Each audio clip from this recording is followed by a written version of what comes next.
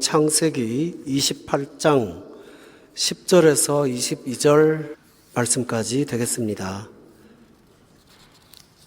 성경에서 야곱의 한 사건을 말씀을 듣게 됩니다.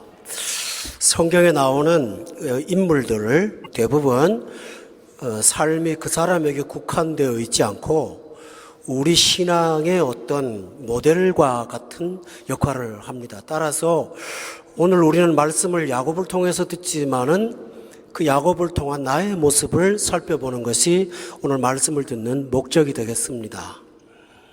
하나님께서는 이 세상의 많은 사람들 가운데 어떤 특별한 사람들을 분류하시고 따로 떼어 놓으셨습니다.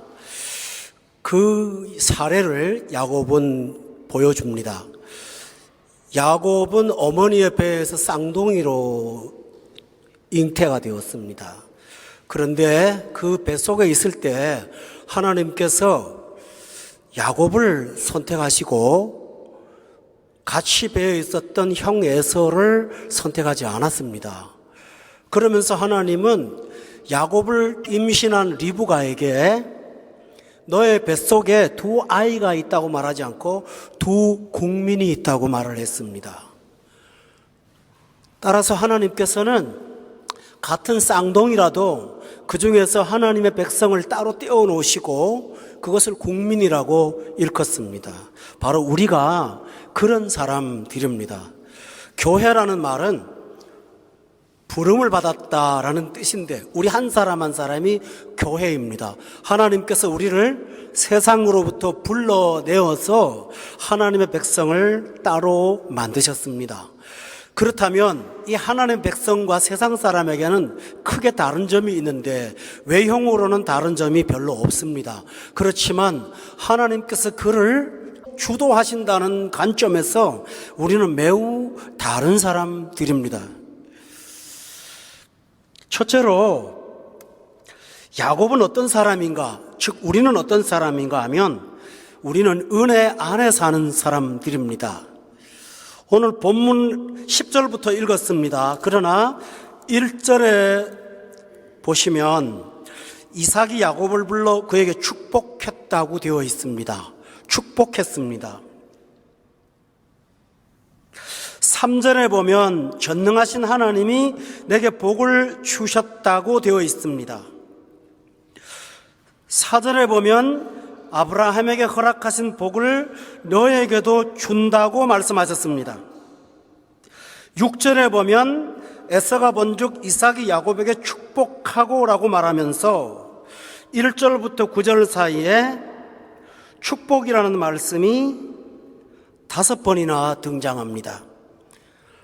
이 사실은 야곱이 하나님의 축복받은 사람이라는 사실을 강조하는 데 목적이 있습니다. 특히 히브리어의 문장상 같은 짧은 문장 안에 같은 단어를 반복하는 경우는 그가 축복받은 사람이라는 것을 또 강조하려고 하는 것입니다. 성도 여러분, 저와 여러분은 복받은 사람들입니다. 그런데 이 축복이라는 말이 나온 시점을 생각해 볼 필요가 있습니다. 야곱이 사랑받고 착한 일을 하고 존경받을 때 축복이라는 말을 쓰지 않았습니다. 지금 이 시간은 어떤 시간이냐 하면 형하고 장자의 명분을 죽 한 그릇으로 흥정을 했다가 실패하고 아버지에게 원색적인 표현으로 말하면 형으로 속인 사기를 쳐서 축복을 강탈하고 그 사실이 들통이 나서 에서가 야곱을 죽이려고 해서 집에 있을 수가 없어서 거짓말이 탄로나서 도망가는 시간입니다. 그런데 그 도망가는 시점, 야곱의 인생에서 가장 나락으로 떨어진 비참한 시간, 의의가 없는 시간, 내어놓을 것도 아무것도 없는 시간, 그 시간에 하나님께서는 축복받은 존재라는 말을 5번이나 반복하면서 우리의 받은 복은 특별한 은혜라는 사실을 말씀하고 있습니다. 교우 여러분, 우리 하나님 마음을 기쁘시게 할 때도 있고 그러지 못할 때 있습니다.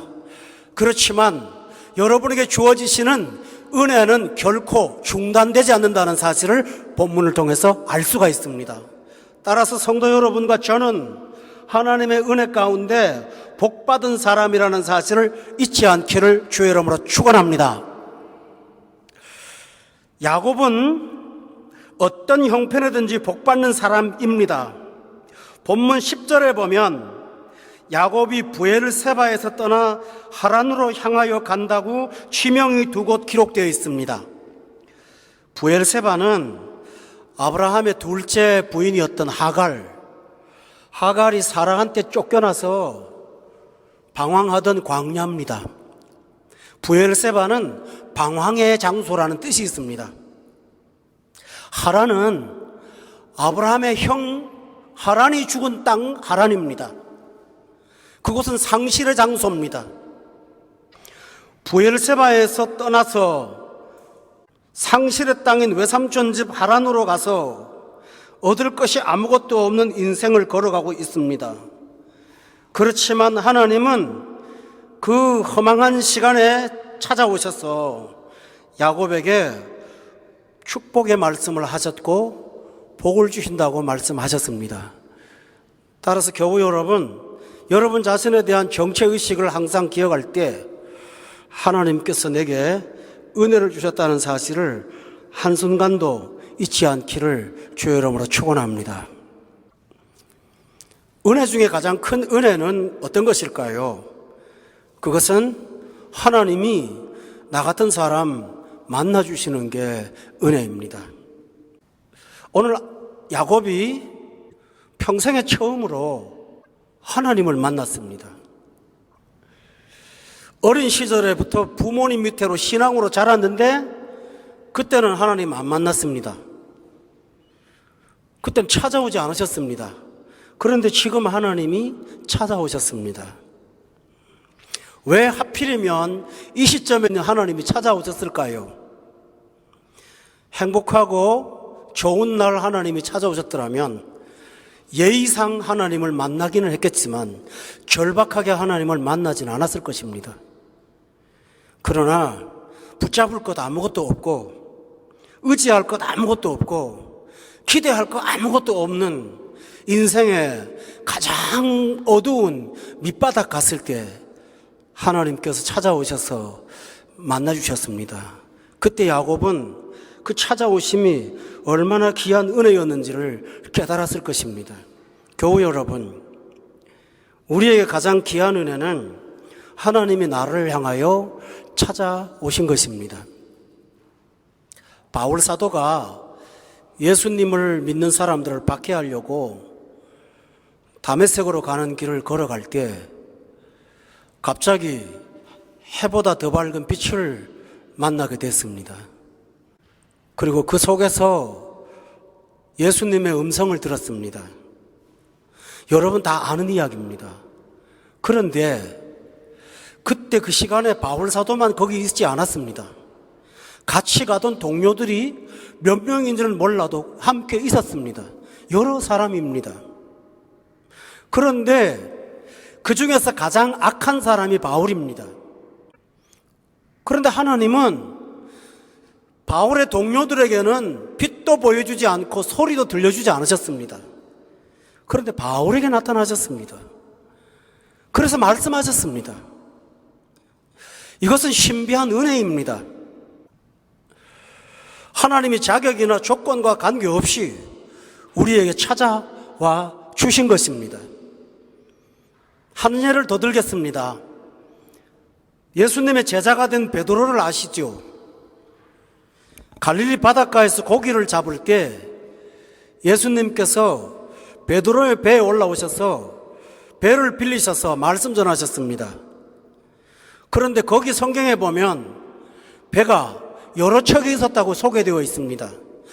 많은 배가 있는데 하필이면 왜 예수님께서 시몬 베드로의 배에 올라가십니까? 이것은 우리가 설명할 수 없는 하나님의 은혜입니다. 오늘 본문에 나오면 에서가 야곱이 축복받고 축복의 말을 듣는 것을 지금 옆에서 보고 있습니다. 그럼에도 불구하고 에서는 그 복을 받지 못했습니다. 이 사실은 매우 신비한 사건입니다. 따라서 우리에게는 하나님의 은혜가 작용하고 있다는 사실을 한시도 잊지 않기를 예수 이름으로 축원합니다. 두 번째로는 우리는 하나님과 연결된 사람입니다. 그 중에 첫 번째는 하늘과 연결되어 있다는 사실입니다. 본문 11절 보십시오. 한 곳에 이르러는 해가 진지라 거기서 유숙하려고 그곳에 한 돌을 가져다가 베개로 삼고 거기 누워 잤는데 12절을 다 같이 읽어볼까요? 시작. 땅에 서 있는데 그 꼭대기가 하늘에 닿았고 또 본즉 하나님의 사자들이 그 위에서 오르락 내리락 하고 라고 했습니다. 꿈을 꿨습니다. 그런데 이 꿈은 막연한 꿈이 아니라 실제로 초월한 세계를 보여주시는 하나님의 방법이었습니다. 야곱은 지금 들판에서 해가 져서 돌을 가져다 베개를 삼고 거기 누워 자고 있었습니다. 가족도 떨어졌고 친지도 떨어졌고 아무것도 붙잡을 수 없는 끈이 다 떨어진 그 시간입니다. 그런데 꿈에 하늘로부터 땅까지 내려온 이어진 사닥다리가 있었고 그 위에 천사들이 오르락 내리락 하는 것을 보았습니다. 여러분, 성경에 보면 예수 믿는 사람들은 이와 같이 땅에만 살지 않고 하늘과 연결되어 있는 사람이라는 사실을 많이 보여줍니다. 스데반이 돌 맞아 죽을 때 하늘이 열렸고 하나님이 거기 계신 것을 보았습니다. 엘리사라는 구약의 선지자가 어려움을 당했을 때 눈을 열어 바깥을 보니까 하나님께서 보내신 불말과 불병거가 그를 보호하고 있었습니다. 베드로가 감옥에 들어가 있는데 밤에 갑자기 누가 옆구리를 쳐서 자다가 옆구리를 치면 얼마나 아픕니까? 옆구리를 쳐서 깨워서 일어나 걸어갔습니다. 그때 옆구리를 친 사람은 사람이 아니라 천사였습니다. 하늘이 열려 있는 것이죠. 다니엘의 친구들이 사자굴과 풀무불에 들어갔을 때 그 속에는 들어가지 않았던 또 한 사람이 그 안에 보였습니다. 그러면서 그들을 불꽃으로부터 보호하시고 사자의 입으로부터 보호하셨습니다. 이것은 무엇을 의미할까요? 우리 예수 믿는 사람들은 하늘이 열려있는 사람이라는 사실을 말씀하고 있습니다. 구약 성경에 보면 에스겔이라는 선지자가 있습니다. 그는 그발강가에서 포로로 노예 생활을 하고 있었는데 하나님이 하늘을 활짝 열어주셨습니다. 그리고 하나님의 이상이 보이기 시작했습니다. 그러므로 교우 여러분, 사방이 다 막혔다고 낙담할 때 낙담하지 마시고 내가 보지 못하는 초월의 세계, 하늘이 열려있다는 사실을 믿기를 예수 이름으로 축원합니다. 우리에게는 그 은혜가 있습니다. 따라서 우리는 하늘이 열려만 있지 않고 사닥다리가 내려와서 하늘과 연결되어 있다는 사실을 여러분이 기억하신다면 절대로 낙담하지 않게 될 것입니다. 더 중요한 사실은 하나님과 연결되어 있다는 것입니다. 본문 13절 다 같이 한번 읽어볼까요? 13절 말씀 시작. 또 본즉 여호와께서 그 위에 서서 이르시되 나는 여호와니 너의 조부 아브라함의 하나님이요 이삭의 하나님이라. 내가 누워있는 땅을 내가 너와 내 자손에게 주신다고 말씀하셨습니다. 사다리 꼭대기 위에는 하나님께서 서셨습니다. 그 하나님은 당신을 소개하시기를 나는 아브라함의 하나님, 이삭의 하나님이면서 너의 하나님이라고 말씀하셨습니다. 하나님은 나하고 너하고 연결되어 있다고 말씀하셨습니다. 누가복음 15장에 보면 탕자의 비유가 나오는데 탕자가 아버지를 떠나서 멀리 갔습니다. 가서 새로운 사람들하고 연결됐습니다. 그 사람들은 누구냐 하면 탕자가 갖고 있는 돈 갖고 같이 술 먹고 사는 술 친구들입니다. 연결됐습니다. 돈 있을 때 그 연결의 고리는 튼튼했습니다. 그러나 돈 떨어지고 흉년이 임하자 돈으로 연결된 사람은 아무도 없었습니다. 돼지 먹는 열매를 먹으려고 해도 그것도 주는 사람이 없을 만큼 관계가 다 끊어졌습니다. 이 세상에 여러분이 인간관계를 해서 어떤 사람의 줄을 붙잡고 있습니까? 그건 오래 못 갑니다. 돈 떨어지면 떨어지는 돈끈, 영향력 끊어지면 끊어지는 영향력끈 다 끊어집니다. 다 사라집니다. 그러나 탕자가 안 끊어진 거 하나 있었습니다. 그것은 아버지 집으로 돌아갔을 때 아버지는 여전히 끈을 놓지 않고 계셨습니다. 탕자는 아들과의 아버지의 인연은 끊어졌다고 생각하고 나를 품꾼의 하나로 보셔달라고 말했습니다. 그렇지만 아버지는 여전히 잃어버린 아들이라고 말씀하시면서 연결을 끊지 않았다고 소개하셨습니다. 교우 여러분, 제가 사우디아라비아에 있을 때 어떤 성도 한 분이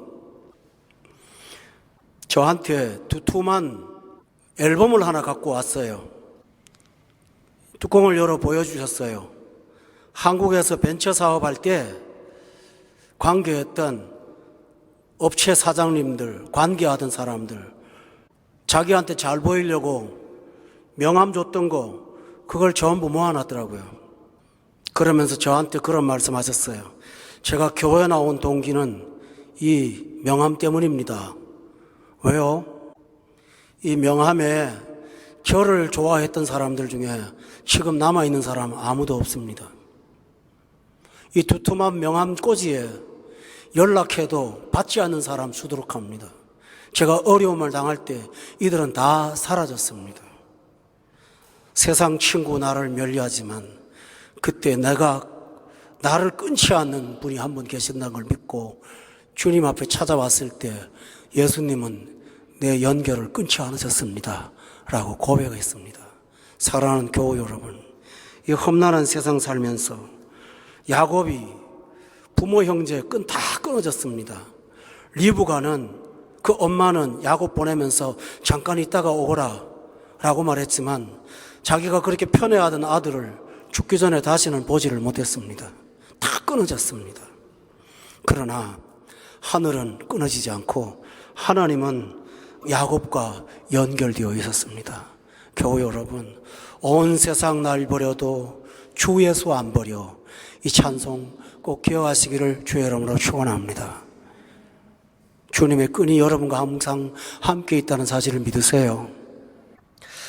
또 하나 중요한 사실은 우리는 하나님의 계획과 연결된 사람이라는 사실입니다. 이 사실은 매우 중요합니다. 하나님은 단지 우리와 관계하시는 것이 아니라 하나님의 계획을 갖고 우리와 연결되어 있습니다. 오늘 본문에 볼까요? 14절 다 같이 한번 읽어보겠습니다. 14절 시작. 땅에 티끌같이 되어 내가 서쪽과 동쪽과 북쪽과 남쪽으로 퍼져나갈지며 땅의 모든 족속이 너와 네 자손으로 말미암아 복을 받으리라. 설명할게요.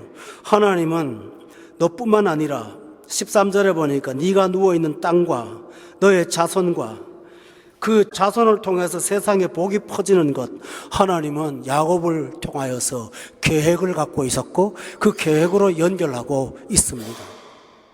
15절 다 같이 한번 읽어봅시다. 시작.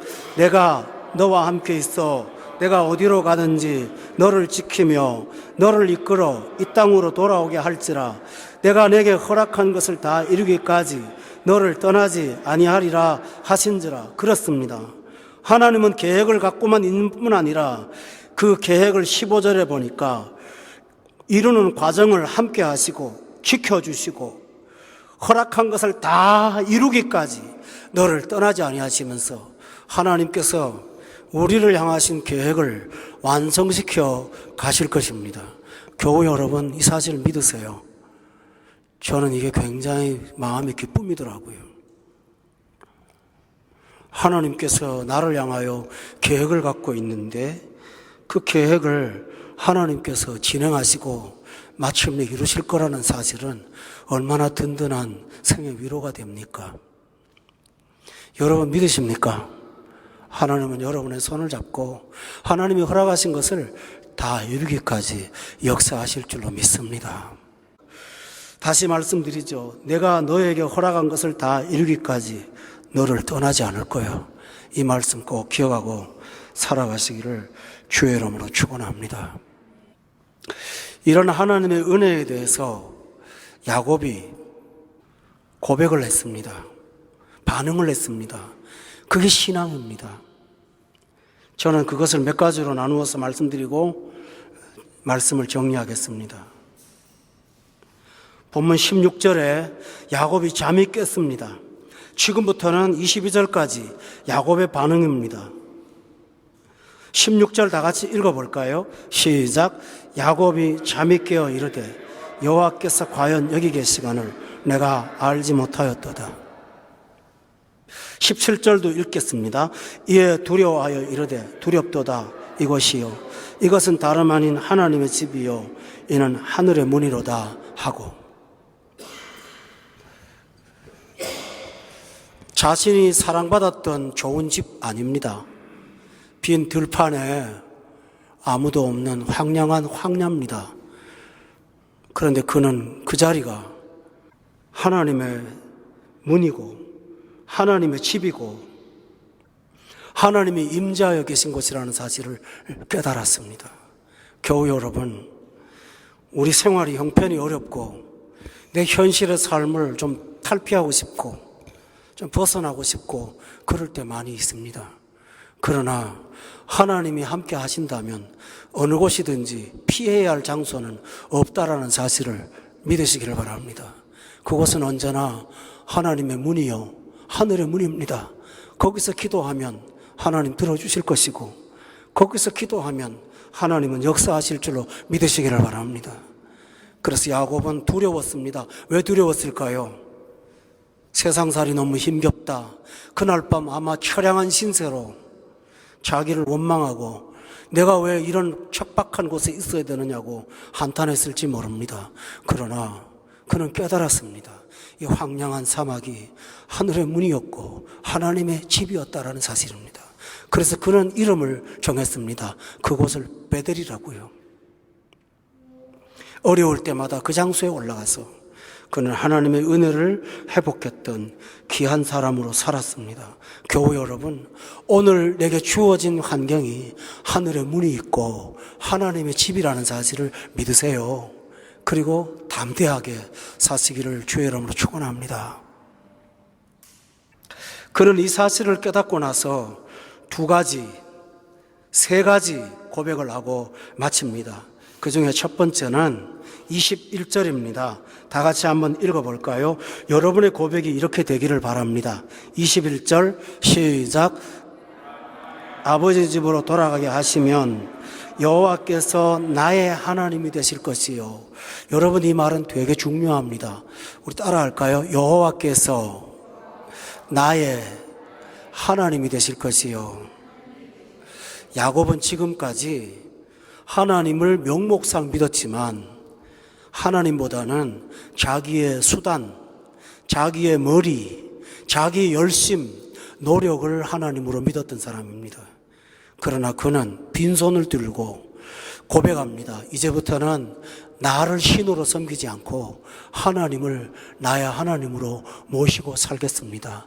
이 간단한 고백에서 여러분은 인생이 많이 바뀌는 것을 경험하게 될 것을 저는 믿습니다. 두 번째 고백입니다. 22절에 보면 거기도 다 같이 읽어볼까요? 오늘 말씀 한 절 한 절 읽읍시다. 시작. 내가 기둥으로 세운 이 돌이 하나님의 집이 될 것이요 하나님께서 내게 주신 모든 것에서 10분의 1을 내가 반드시 하나님께 드리겠나이다 하였더라. 그는 두 가지를 고백합니다. 내가 기둥으로 세운 이 돌은 하나님의 집이 될 것입니다. 일평생 그는 하나님의 집을 중심으로 살겠다고 다짐한 것입니다. 예수 믿는 사람의 마음의 중심에는 언제나 이 돌을 하나 세우고 이것을 나의 하나님의 집으로 섬기는 아름다운 자세, 여러분이 평생을 그리 살면 낙담하지 않고 하나님의 기쁨으로 살게 될 줄로 믿으시기를 바랍니다. 저는 마지막 얘기를 하고 마치겠습니다. 오늘 본문에서 난데없이 창세기에 11조가 나옵니다. 저는 이 본문을 설교하면서 지금까지 풀리지 않는 난제가 하나 있습니다. 그때는 목사님이 없는데 11조를 어디 갖다 바치는지는 아무리 생각해도 기억이 안 나요. 교회도 없는데 뭐 방법이 있겠죠. 여기서 중요한 사실은 물질에 대한 고백입니다.